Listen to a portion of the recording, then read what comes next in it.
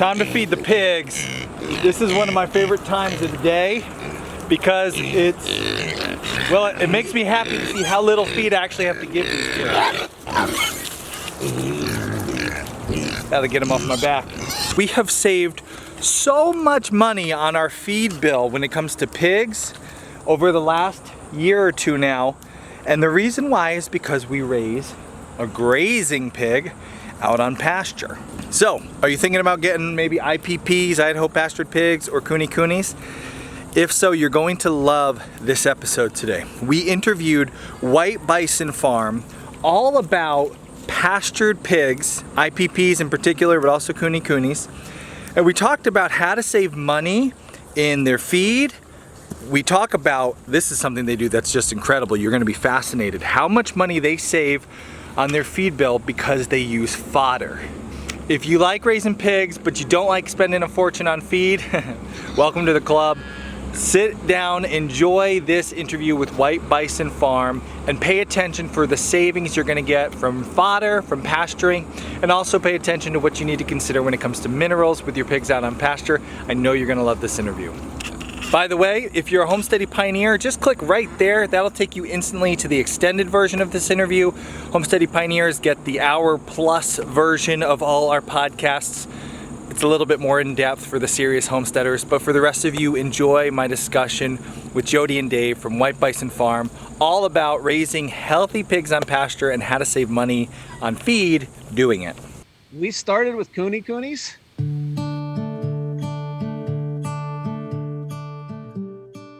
which then led into the Idaho Pastured Pigs. Now we have Coonies, we love our Coonies, but we didn't start with Coonies. When we started, we were like, we want to get some pork, we got a big, big pink cross. What made you guys start with Cooney pigs? That's so interesting to me. I grew up with my grandma having pigs that tore up the ground. They were outside all the time, but everything was completely tore up and a disaster. And I didn't want our place looking like that. I wanted green pastures. So he found the Coonies.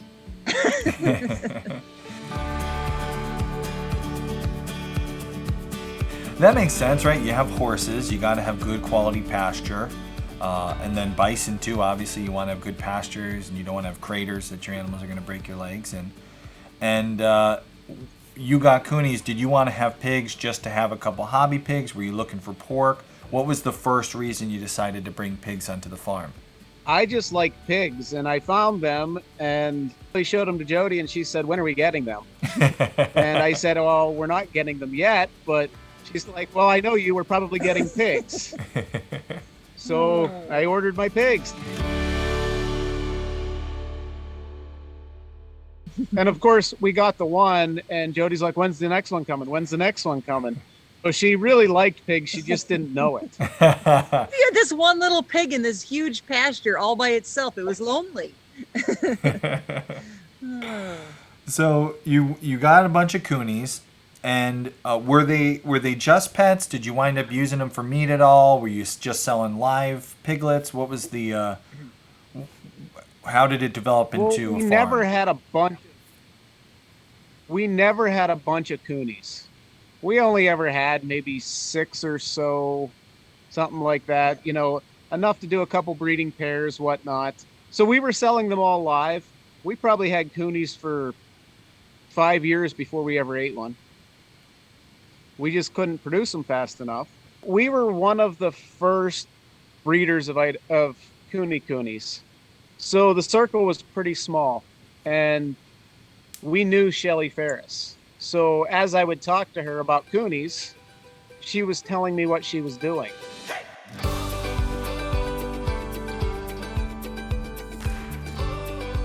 Shelly Ferris was doing the Idaho Pastured Pig. Shelly started with Coonies as well. She saw that they were a little small and wanted to increase that size. So she picked the 3 breeds that she thought would be the best to make a pig that would graze, would have good motherhood, would good disposition, and that growth rate. So that's why she used Coonies Old Berkshire, and she used Old Berkshire, not just Berkshire, because the Old Berkshire had the shorter nose, and then she used the Duroc. And that's kind of what we were looking for, a pig that we could do for meat that was a little bit bigger, easy on pasture. And then we got those and we just loved them. So Their growth rate is just so much quicker, and you're still getting that absolutely delicious pork. So you've still got the marbling, you've still got the sweet flavor. You're just getting a little bit more meat, and you're getting it faster as compared to the coonies, where it takes longer to grow them out. And then at the end, you don't have as big of a carcass when you butcher. yes, so I told her as soon as she had breed stock available, we wanted it. And so what was that, 2012, 2011? When she finally had the breed as a breed, then she was going to start selling them. And so we had ours ordered, and pretty much before they hit our farm, we had every piglet sold that we could ever produce. Wow. Again, it's ridiculously friendly. It's like the coonies. Like, they're just such a personable pig. They're fun to be around. They're just a nice pig. You can go in, you can play with the piglets, you can hang out with the mom. If there's something goes wrong, you can easily work with them. So as a whole, personality wise, I mean, it was everything you were looking for. But on top of that, the growth rate was a little bit quicker, and you were getting a little bit bigger meat, quantity of meat at the end. So yeah, we started with a couple and then went, we're going to need more. and so the next batch we ordered, we actually had a truck bring a bunch in, and we ordered a barrow on that order, one that was going to be close to being ready to butcher. So it got to our house. We kept it for about a month. And so we butchered it so we could try the meat to make sure that it was as good as Shelly told us it was. And we were not disappointed. We ate pork for 5 days in a row. Like, that was what everybody wanted to eat. That's a big deal because, we actually, you guys probably know, we got into coonies before we did IPPs. And we had switched from the commercial breed of pig. We had the big pink pigs. And we had got into those pigs years ago because we wanted to have a little pork business. We wanted to sell some pork. And we were brand new to pigs. The farmer we found, those are the pigs he raised. And, he kind of mentored us in those. We switched to the coonies.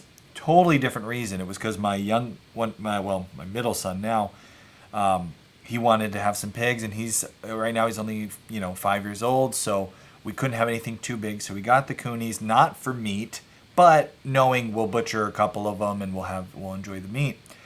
And wow, we were blown away by the flavor, the quality. Those pork chops, even though they're small, they're tasty.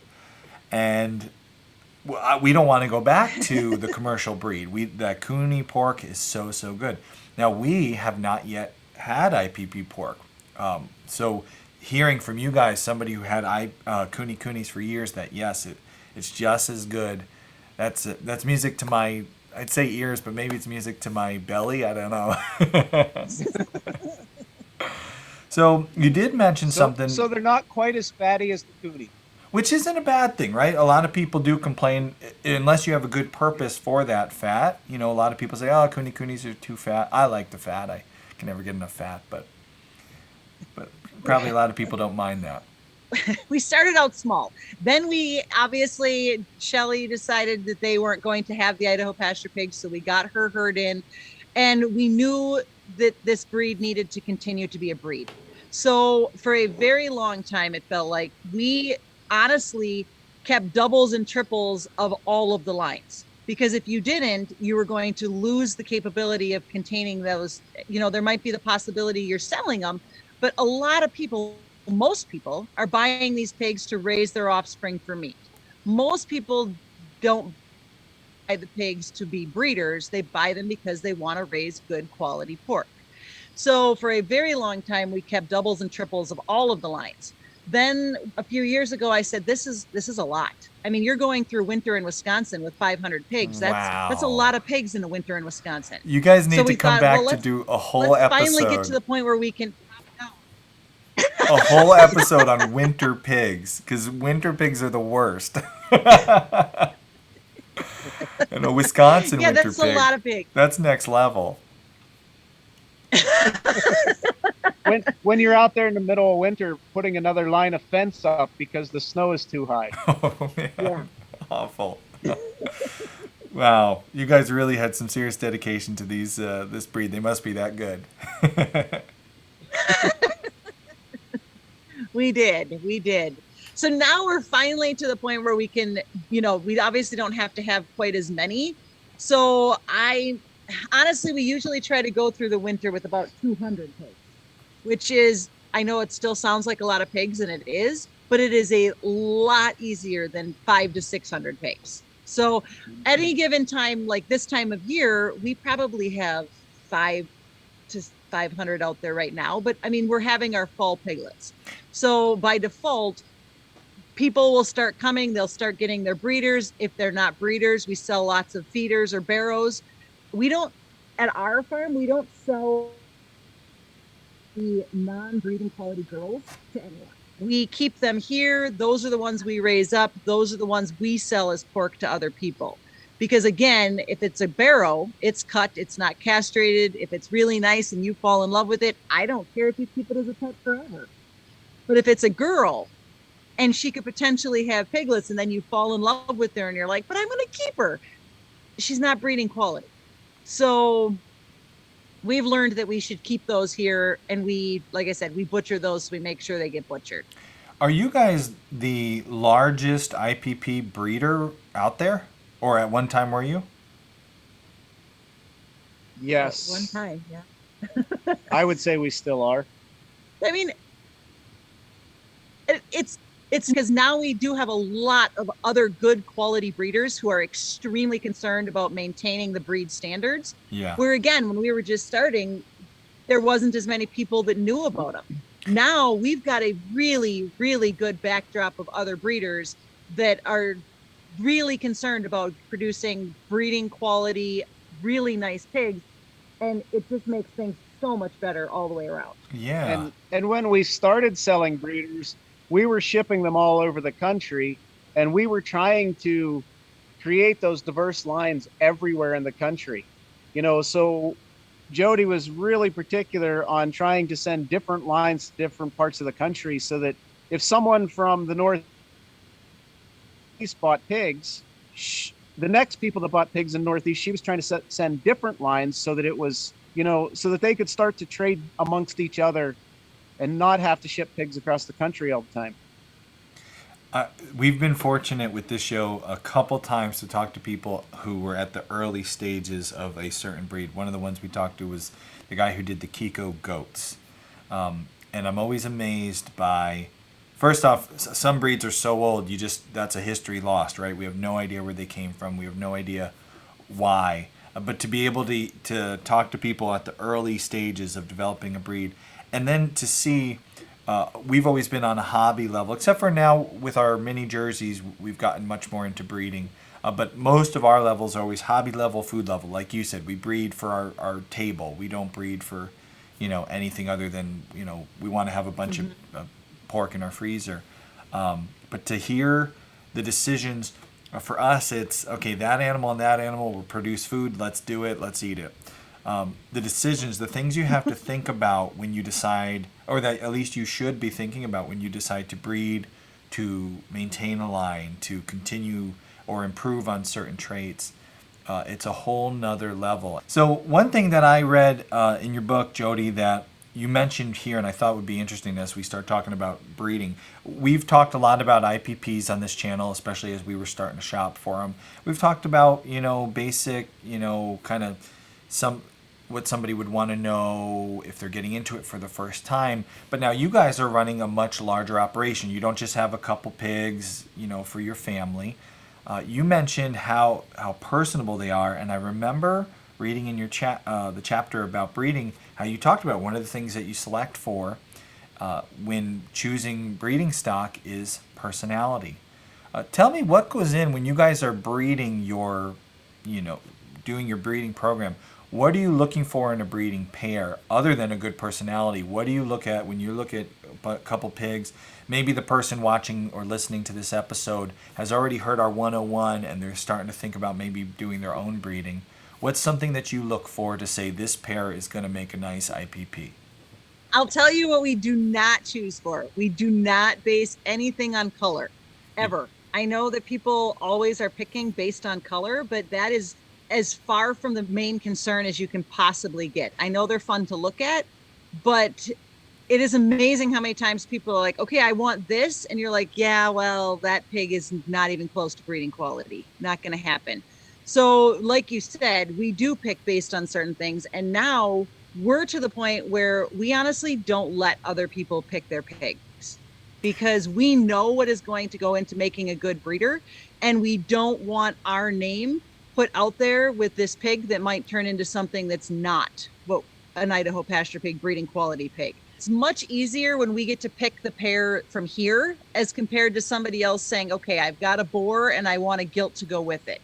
When we can match up the pair here, we're looking for body conformation. Obviously, you want it in those breed standards. But if you've got a boar with a little bit of a shorter back, then you match it up with a gilt that has a little bit of a longer back. You're matching it up.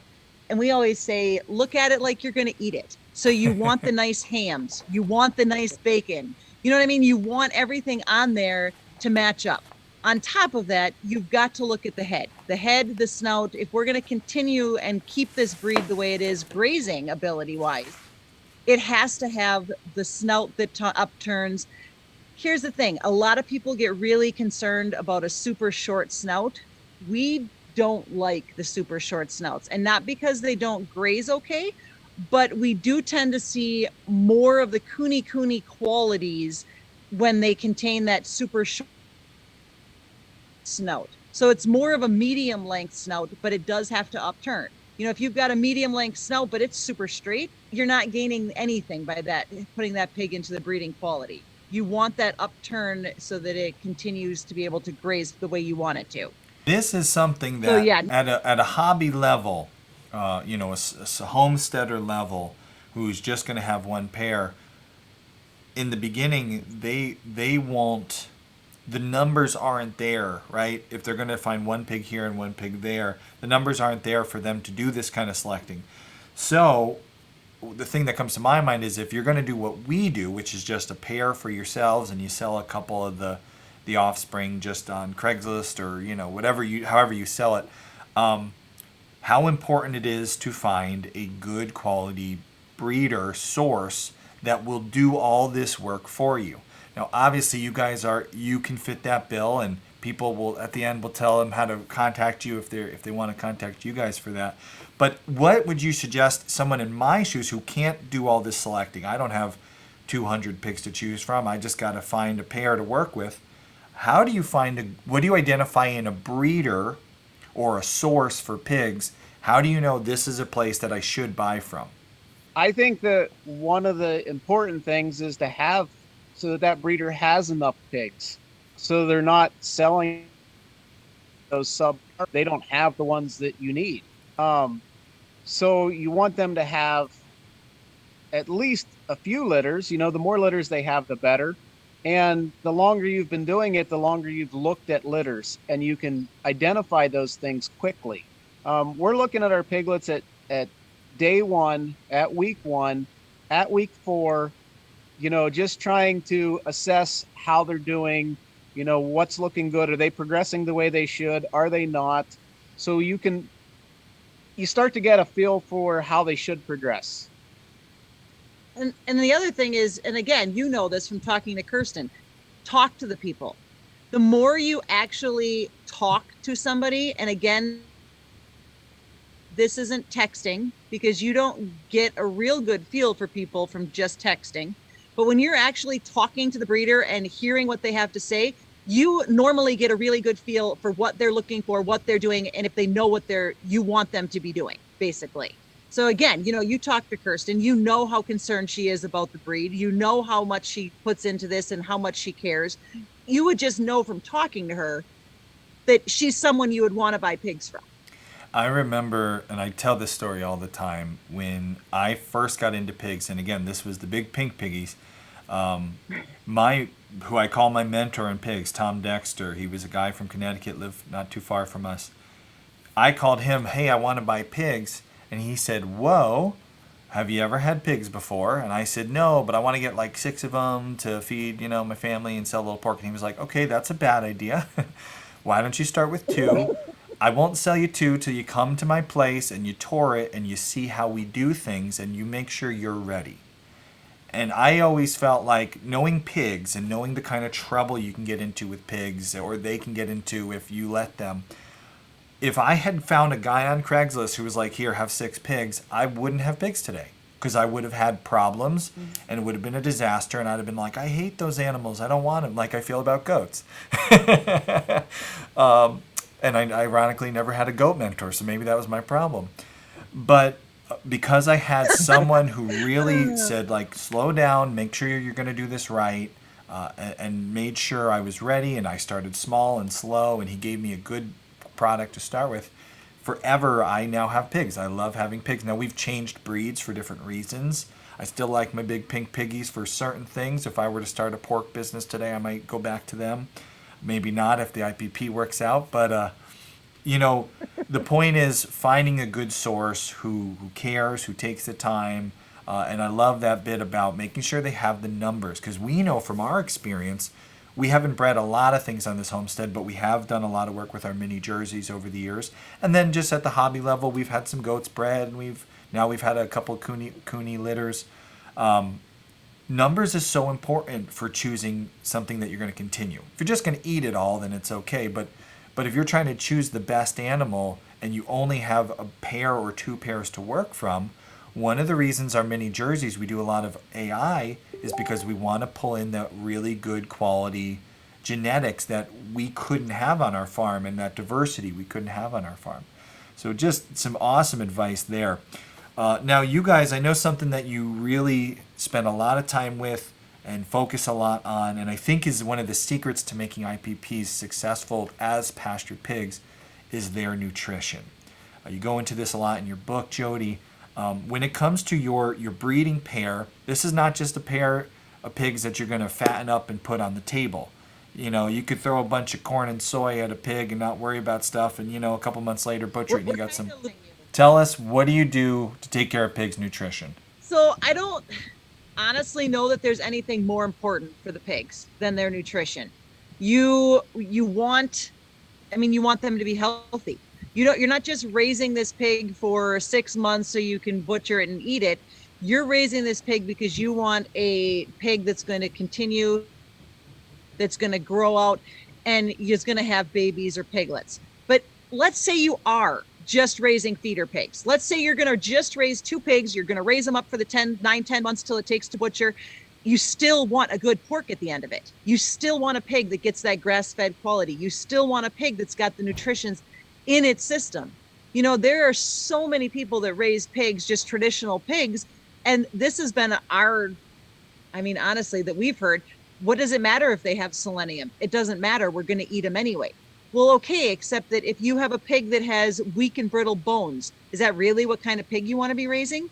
If you have a pig that has, the meat quality is very, I don't even know how I say it, rubbery as compared to the meat that you're looking for, because it's missing the minerals it needs, is that the kind of pork you want to be eating? No, not me. On that note, I know a guy that used to feed his pigs nothing but peanut butter because he had access to peanut butter. Wow. And he said he would get to butcher time and they would break a leg, or he could cut the ribs with a knife. Well, peanut butter doesn't contain any calcium. So these pigs were calcium deficient their whole life. Now he was raising normal pigs, and so it was only a 5-month process or 6-month process. So it didn't really matter until that pig went down the day before it went to butcher. On the other spectrum, we had called us up and he said, well, my pig won't get pregnant. And I said, is she overweight? And he's like, I don't think so. Well, I happened to be in Pennsylvania and that's where he was. So I stopped at his house and I looked at his pig and she was ginormous. Like she had fat rolls over her eyes. And I said, that's why she's not pregnant, because she's obese. Well, here he was getting bread and he was feeding her, 20 loaves of bread a day. so she never got pregnant because of nutrition and obesity. So, A fat pig is the hardest one to get bred. so what's your guys' advice for someone to make sure, make sure kind of you guys are next level breeders and you dive into this. What's a good kind of rule of thumb for someone at a homestead level to follow to make sure that their pastured pigs are getting proper nutrition? Well, I think the biggest thing is when you're buying pigs from a breeder, you either, if you're going to pick them up, I mean, you're going to look at their property. If their property is completely tore up because their pigs are doing nothing but rooting, well, they obviously aren't going to be able to tell you the nutrition that your pigs are supposed to get. Whereas if you go to pick up your pigs and your pigs' pastures are green, ask them. Because unfortunately, not all of the minerals are located all over the United States. So, you've got people in Pennsylvania getting one kind of pig feed. You've got people, in the Midwest getting a different. You've got people over on the West Coast who can get a different mineral. Well, they all work, but you talk to the people that you're getting them from. They're in your area. Find out what they're using, find out where they're getting them from, and find out what quantity they're feeding it at. Because again, and I'm going to go back to Kirsten and actually Ryan, who does a large amount of stuff over there also. They talk to their feed mill. They get it mixed properly. They use a certain kind of mineral, but like they said, they still have to add a little bit of selenium on top of that. So just saying, okay, I'm getting 2 bags of this and putting it into my, 1 ton of pig feed doesn't work for that mineral. They actually still have to add a little bit of selenium on top of that. Where I know that the minerals that we're using, again, for the majority of the people, you can use that next gen 2090 or that next gen 2132. You can mix it at 100 pounds per ton, and it's going to get the pigs the minerals that they need. So now the good news is you can actually buy the minerals on Amazon. They're kind of expensive, but you can at least get them if you're not able to get them out anywhere else. I was so excited to talk about fodder with you guys today because, for one, I've never met someone who primarily does fodder. So tell me the amounts, what you're feeding, and how do you do it? So grain-wise, from the time the pigs are about 3 months and up, they're getting 1 pound of feed in the morning, and then we feed the fodder in the afternoon to those pigs. In the summertime, it's warmer, the grass is growing, it's not as cold. Now, we're again in northern Wisconsin. So when you hit December, January, February, it is really, really cold. And you can have, weeks on end where it's 20 below zero. We absolutely increase our feed for those months. And again, northern Wisconsin, it's winter. Sometimes you'll have people down in Texas. Well, in the middle of summer, they don't have a drop of grass because it's burnt off and it's gone. So their increase of feed should be in the summer months when, again, they don't have that green grass. Like I said, we do in the winter, we're doing 2 pounds of feed in the morning, and we still do that fodder in the afternoon. So feed-wise, that's what we're doing. And then they also have hay, whether we put a round bale in there or if we feed them individual leaves of alfalfa every day. That's all dependent on the pigs and what the hay that we have at the time. And the temperature. And temperatures. Go ahead. You want to tell them fodder? So for fodder, we're feeding about 4 pounds of fodder per pig per day. Even in the summer? In the summer, yes. Yeah, that number pretty much stays consistent on the fodder because that's what we grow.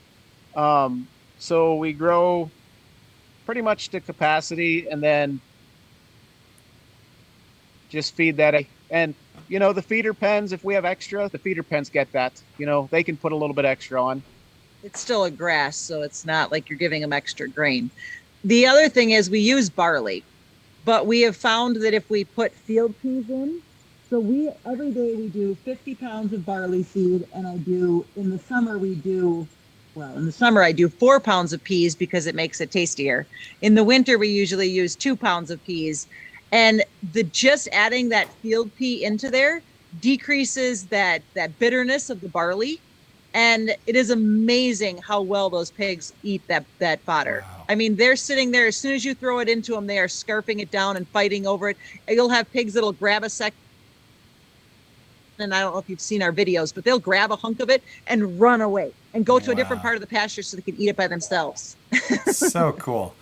You dropped out audio-wise at the very beginning. Tell us again how much barley. So every day we do 50 pounds of barley mixed with the field, do usually 2 to 4 pounds of peas. And that feeds how many pigs? Typically about 200. But again, varying ages. So you're talking 3 months up through through our adults that we, have with us. And tell me a little bit, boy, this would be something, because of the scale, the size you guys are, what does your fodder system look like? So right now we're using a Fodder Pro 3.0. It's set up in our garage. We have a heated garage, insulated. So it produces, I think it does like 1,100 pounds a day. I've never heard of the Fodder Pro. I'm totally Googling this right now. It's from Farm Tech. I actually bought it for Jodi as an anniversary present one year. I love farm couples. This is all we do, right? When we were looking to upgrade to an enclosed trailer system, that's put in a reefer truck and is a self-contained system so that maybe we could have our garage back someday.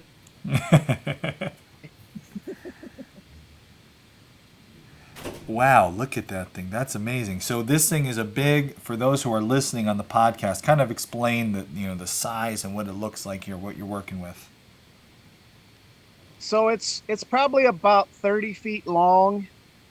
The trays are about 5 feet deep, and then they're about 18 inches wide. So we basically soak seeds one night, dump them, and then spread them on the trays.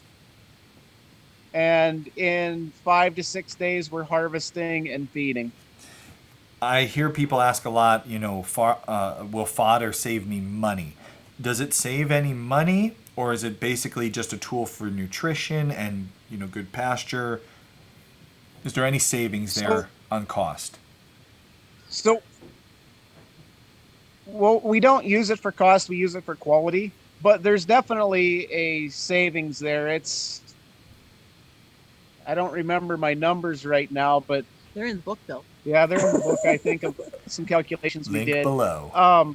So it's costing me $15 a feeding when we feed fodder, and right now with grain, I'm sure that's a whole higher. Yeah, for sure. Our feed's up to 21 and a half cents a pound, where it used to be 13. Do you import the barley? Do you buy barley in bulk? How does that work? How do you source your barley and then your peas too? So we have a seed company that's pretty close. It's 45 minutes away. So once a month, we go there and get a pallet, so a ton. And then that lasts us 40 days. They are awesome, though. We've been working with them for, honestly, 6 years now.